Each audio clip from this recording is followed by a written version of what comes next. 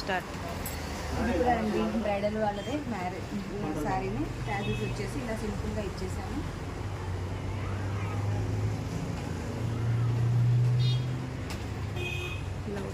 Blouse highlight. దీని మీదకి blouse వచ్చేసి బ్యాక్ పార్ట్ వచ్చేసి మొత్తం కూడా ముడికుట్టు యూజ్ చేసామండి, జర్దోసి యూజ్ చేసాము. హ్యాండ్ వచ్చేసి కొంచెం హ్యాండ్ కొంచెం సేపు చూపించు. శారీలో ఉన్న 2 పికాక్స్ని